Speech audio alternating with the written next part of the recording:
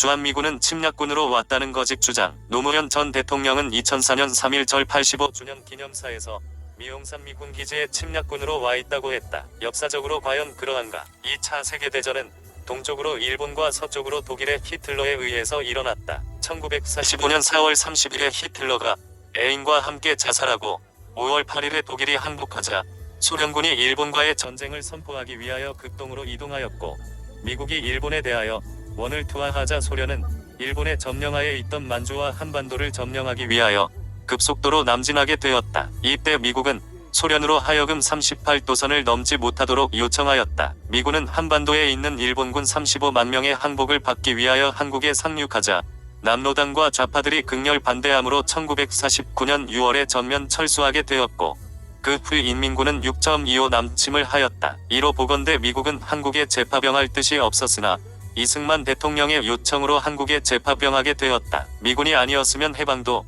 자유대한민국도 벌써 공산화되었다. 이것이 어떻게 침략군으로 왔다고 하는가? 미군이 침략군으로 왔다고 하는 것은 친북좌파의 반미사상을 가진 남로당 후예들의 거짓 선동인 것이다. 한국 분단의 책임은 미국에 있다는 거짓 주장이 2차 세계대전이 독일의 패망으로 기울어지지 미국의 루스벨트와 영국의 처칠과 소련의 스탈린 온 여러 번의 회담을 통하여 전후 문제를 상의하였으나 독일 문제로 인하여 한국 문제는 중심의제가 되지 않았다. 여러 번의 회담이 있었으나 한국에 대한 명문화된 결정은 없었고 독일 문제에 지나가는 의제로 거론되었을 뿐이다. 그러나 소련의 스탈린이 일본의 패전에 크게 기여하지 않았음에도 불구하고 만주와 일본과 한반도에 대한 기득권의 의도를 주장하므로 여기에 맞서 미국과 영국을 중심 한국제사회가 이를 저지하기 위하여 한반도 전후 처리와 건국에 개입하게 되었다. 만약 그 당시 미국이 소련의 주장에 방관하였다면 오늘날 대한민국은 없었을 것이다. 루스벨트의 관심사는 한국이 아니라 일본과 독일이었고 한국 문제에 대하여는 소극적 자세였으나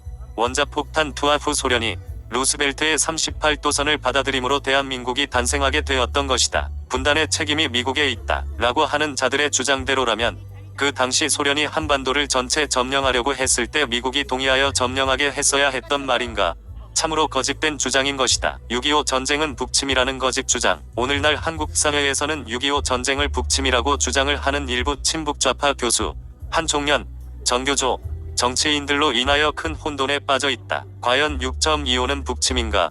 남침인가? 이 문제는 제로날 여지가 없다. 6.25 당시 소련 외문서, 중국과 소련의 참전자들의 증언, 그 당시 38선 주위에 살았던 양쪽 국민들의 증언과 심지어 북한군으로 참전했던 자들끼지도 6.25는 김일성이 소련과 중국을 등에 업고 한국을 공산화하기 위하여 일으킨 전쟁이란 사실을 부인할 수 없다. 만약 6.25가 북침으로 시작되었다면 한 단 1m라도 공격자가 북한으로 심격한 흔적이 있어야 할 것이다. 1950년 6월 25일 새벽 4시에 인민군 11만 240대 전차를 가지고 38선 전역에 남침함으로 전쟁이 시작되어 9시 30분에 개성이 점령된 것으로 보면 남침이라는 것이 분명하다. 26.25 당시 남한에 배치되어 있는 지방군인 3분의 1이 모내기 휴가를 갔을 때이다. 어떤 사람이 전쟁을 한다고 하면서 군인을 휴가 보내는 자들이 있겠는가? 3. 전쟁 전략상 남한은 전차도 화력도 없는 허약한 상태에서 전차 240대를 보유한 북한인민군을 밀어내고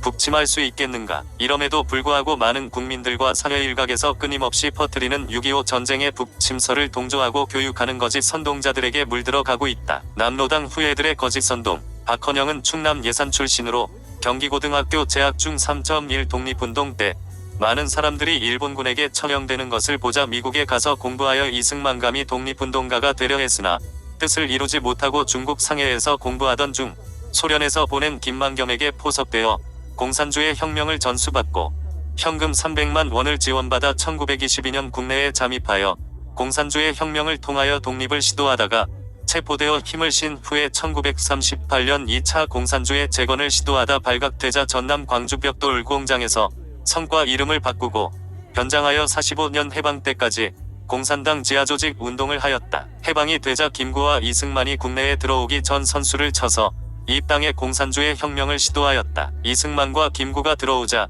끊임없이 공산주의로 회유하였으나 이승만은 박헌영의 주장을 제압하고 자유민주주의와 시장경제인 오늘날의 대한민국을 세웠다. 남로당에게 전가하여 그들을 처형하였다. 그러나 오늘날 한국 사회는 남로당의 육신적 정신적 후예로 자처하는 자들과 일부 정치인과 교수와 많은 교사, 노동자, 법조인, 종교인 문화예술인들이 대한민국 정체성을 부정하고 사회각계에서 그들의 혁명을 확장하기 위하여 그 세리운 확장하고 있다. 그대들의 주장대로 대한민국이 태어나지 말았어야 할 나라라면 차라리 북한으로 가서 살면 될 것이다. 친북 좌파들은 우리 자유 대한민국에 있어서는 아무런 도움이 안 되는 인간들이다. 히로시마 나가사키의 원폭으로 기적 같은 해방이 되지 상해에 있던 김구와 미국에 있던 이승만이 국내에 들어오는 데는 2달 이상이 걸려 한국에 아직 도착하지 않았을 때 박천영이 남로당을 통하여 9월 6일 조선인민공화국을 선포하고 허위로 이승만을 대통령으로 김구를 승리로 추대한다고 하며 토지를 무상몰수 무상분배를 통해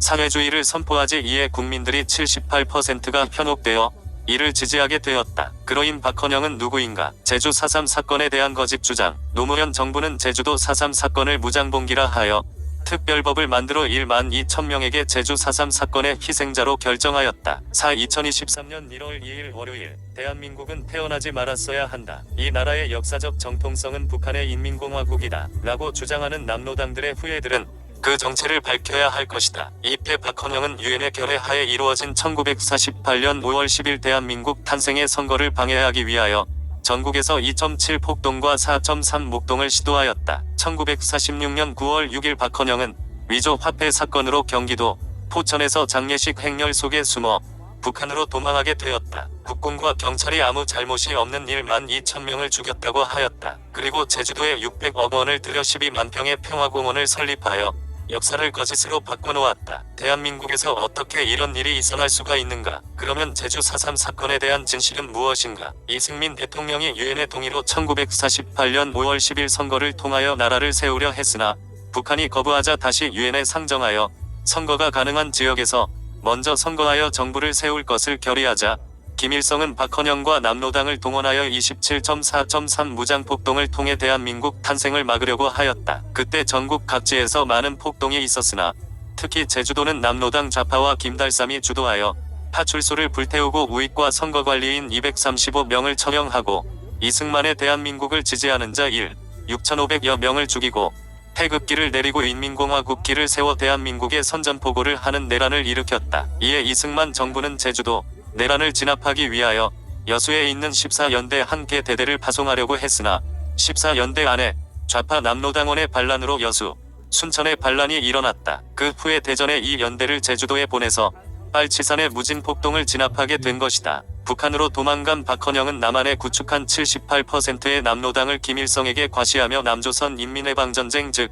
남침하여 남한을 점령하자고 신동하자 이에 김일성이 북한 인민군을 동원해 남침하게 되었다. 유엔군의 개입과 김일성의 작전 실제로 인민군 남침이 실패하자 김일성은 그 책임을 박헌영과 이를 두고 노무현 정부는 폭동을 일으켰던 주범을 비롯하여 빨치산의 핵심 주동자들을 제주 4.3 희생자로 결정하였고 국군과 경찰이 아무 잘못이 없는 제주 양민 1,200여 명을 죽였다고 말하며 1인당 2억 원씩 국가가 배상해야 한다고 하였다. 이것은 대한민국 역사를 거짓으로 바꾸어 놓은 용서할 수 없는 사건이다. 그럼에도 불구하고 정치인들 중 한나라당까지도 이에 속아 동조하고 있는 것이 사실이다. 이제 대한민국을 사랑하는 애국 시민들은 좌파 정부가 왜곡한 거짓 역사를 바로 잡고 거기에 대한 분명한 책임을 물둘 것이다. 이 사실을 그냥 넘어가는 것은 친일파를 방조한 것보다 더 큰 역사적 죄를 범하는 것이다. 1.